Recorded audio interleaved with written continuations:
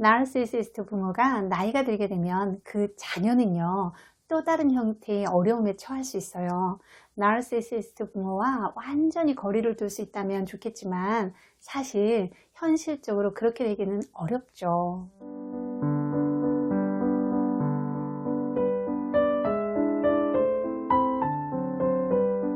안녕하세요, 여러분. 상담심리사 뽀유예요. 보통 사람들은요, 자신이 나이 들어가는 징후를 발견하게 되면 처음엔 무척 당황스러워 하다가도요, 시간의 흐름에 따라서 자연스럽게 그것들을 수용하잖아요. 그런데 나르는요, 왜곡된 자기사랑을 하기 때문에 주름이 늘어가고 볼이 처지고 말이 어눌해지는 자신을 있는 그대로 수용하기가 어려워요. 흠이 없고 잘난 존재여야 하는 자기 자신에게 닥친 그런 변화 자체가요, 자기애적인 상처가 될 수 있는 거예요. 정서적으로 미숙한 나르들은요, 나이가 들어가면서요, 자기가 무시당할까봐 불안하고 두려워하면서요, 괜히 자녀들에게 생트집을 잡는 경우가 허다해요. 편집증적인 증세가 심해지면서 자녀의 의도를 의심하고요, 툭하면 자녀를 이상화시키거나 평가절하하죠. 또 우월하다는 자기 개념이 흔들리면서요, 자기 연민에 빠져서 엉뚱하게 자녀를 들들 볶기도 해요. 게다가 몸이 아픈 곳이 늘어나면서요, 히스테리와 공황 발작이 늘어나기도 하는데, 그럴 때마다요, 신체 마비의 증상이 동반되기도 해요. 이렇게 힘이 들 때마다 남 탓을 잘하는 나리의 특성에 힘입어서요, 자녀에게 원망과 분노를 더욱 쏟아놓게 되죠. 이런 식으로 나리의 성격적 특성들이요, 나이가 들면 완화되는 것이 아니고요, 또 다른 형태로 더 강화가 되면서 주변 사람들을 힘들게 할 수 있어요. 그러니 부모를 자주 대해야 되는 자녀들은요, 고통을 줄이고 부모와 화평을 유지하기 위해서요, 자신의 마음 상태나 환경들을 재정비해야만 해요. 나이 들어가는 나르 부모의 자녀들이요, 고려해야 할 것들이 있어요. 먼저는요, 자기 자신을 성찰해 보자는 거예요.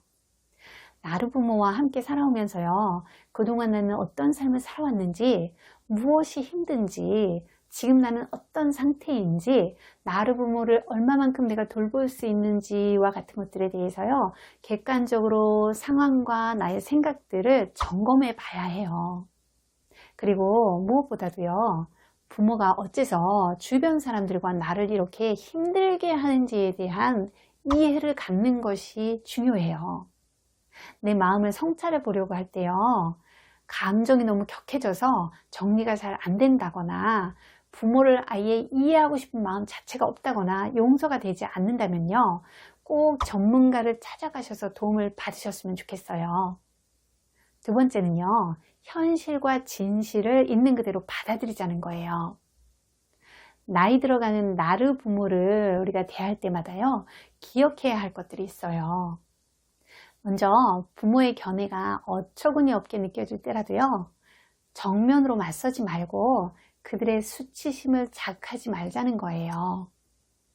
그와 같은 모습이요, 그들의 현실임을 인정하고요, 그들을 변화시키려고 너무 애쓰지 말고 까다롭게 굴더라도요, 그들을 여유롭게 대하는 마음을 가져야 해요. 만약 부모가요, 자기를 사랑하는 자녀를 공격하고 망가뜨리면서 잘난 자기를 확인하려는 악성 나르에 속한다면요, 차라리 완전히 거리를 두는 편이 나아요. 그러나 만약 그럴 수 없을 땐 내가 아무리 잘한다고 해도 부모를 만족시킬 수 없고, 비록 엄마 아빠가 내게 사랑을 줄 능력이 없지만 나는 사랑받을 가치가 있는 존재야 라는 진실을 받아들이세요. 그렇게 부모의 연약함은 직시하되 그분들을 통해서 내게 주어진 선물들을 기억하면서 감사해 보자고요. 세 번째는요, 다투지 않으면서도 단호하게, 또 온화하면서도 무관심한 태도로 부모를 대할 수 있는 것도 연습해야 된다는 거예요. 자기가 강한 부모와 함께 하기로 마음먹었다면요, 내가 앞으로 어떻게 처신할 건지, 또 부모를 어디까지 참아줄 건지 그 한계를 정해야 해요. 그러려면 우선 부모의 어떤 말이나 행동이 나를 화나게 하고 통제력을 잃게 만드는지 살펴보세요.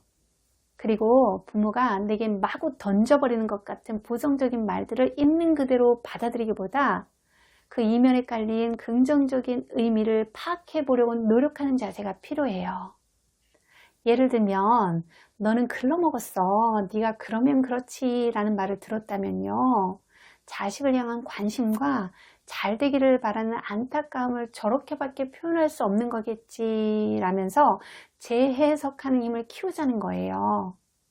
다만 그 과정에서요. 부모에 대한 과한 연민이나 공감으로 인해서요. 이전처럼 늘상 그랬던 것처럼 부모의 페이스에 말려들지는 말자고요. 또 나를 분통 터지게 하고요. 위축시키는 행태에 대해서요. 부모에게 이러이러한 행동은 하지 말아주세요. 요청을 하실 수도 있어야 해요. 요청이 받아들여지지 않더라도요. 당당히 여러분의 뜻을 말하는 거 그 자체가 중요해요. 여러분이 존중받지 못하면요. 앞으로 어떻게 하겠다고 따박따박 침착하게 말하자고요.